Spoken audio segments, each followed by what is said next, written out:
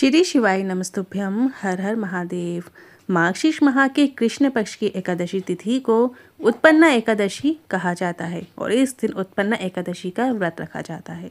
मान्यता है कि उत्पन्ना एकादशी से ही एकादशी व्रत प्रारंभ हुआ था, जिसके कारण इस तिथि का महत्व और अधिक बढ़ जाता है। उत्पन्ना एकादशी व्रत करने से व्यक्ति की मनोकामना पूर्ण होती है और एकादशी व्रत करने से जातक सभी सुखों को भोग कर अंत में मोक्ष को जाता है। जान लेते हैं कि इस साल उत्पन्ना एकादशी कब पड़ रही है। तो मार्गशीर्ष माह के कृष्ण पक्ष की एकादशी तिथि 26 नवंबर को रात 1:01 पर आरंभ होगी और एकादशी तिथि का जो समापन है वो 27 नवंबर को सुबह 3:47 पर होगा।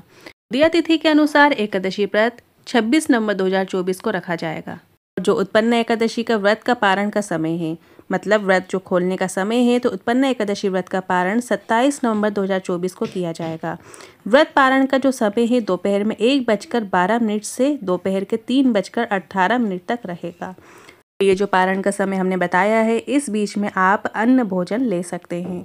जो लोग एकादशी व्रत शुरू करना चाहते हैं, एकादशी व्रत को धारण करना चाहते हैं, तो मार्गशीर्ष माह के कृष्ण पक्ष की एकादशी को अत्यंत शुभ माना गया है। इसे एकादशी उत्पन्ना एकादशी भी कहा जाता है और उत्पन्ना एकादशी के दिन से ही एकादशी देवी की उत्पत्ति हुई थी, इसलिए इस दिन से ही एकादशी व्रत प्रारंभ करना अत्यंत शुभ माना गया है।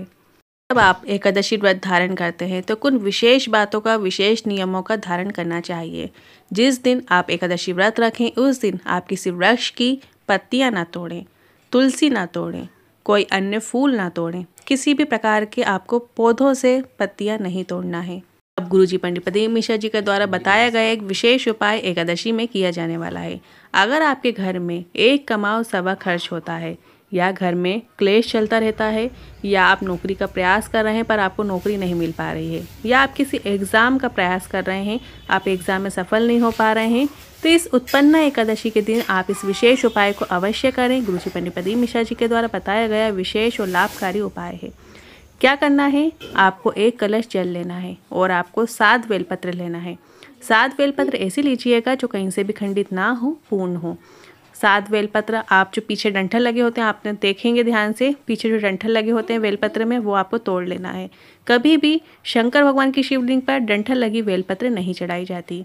इसके बाद यदि आपके पास पर्याप्त मात्रा में गंगा जल है तो आप गंगा जल कलश भरकर ले लीजिए।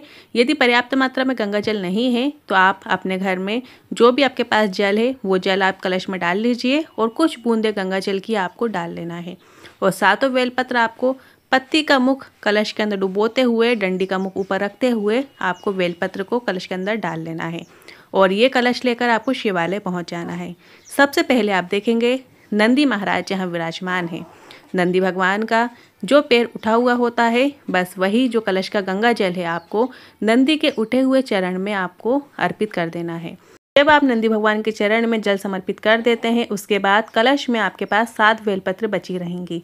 अब उन 7 बेलपत्र को करना क्या है, जहाँ पे शिवलिंग विराजमान है, शिवलिंग के ऊपर आपको 7 बेलपत्र एक एक करते हुए श्री शिवाय नमस्तुभ्यम बोलते हुए, अपनी कामना मन में बोलते हुए अर्पित करते जाना है। आप चाहो तो 7 बेलपत्र एक साथ भी अर्पित कर सकते हैं या आप एक एक करके भी अर्पित कर सकते हैं, पर ध्यान दें जब आप बेलपत्र अर्पित करें तो आपका मुख किस साइड होना चाहिए। आप जहां से भी बैठकर बेलपत्र अर्पित कर रहे हैं, आपकी ठीक विपरीत दिशा में आपको बेलपत्र की डंडी रखना है।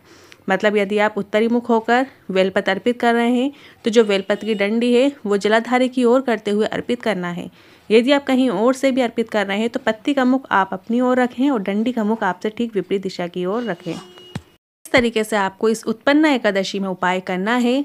आशा करती हूँ आपको वीडियो उपयोगी लगा हो, तो वीडियो को लाइक करके कमेंट बॉक्स में हर हर महादेव ज़रूर टाइप कीजिएगा। यदि मन में कोई सवाल या क्वेश्चन है तो आप कमेंट के जरिए पूछ सकते हैं। हर हर महादेव।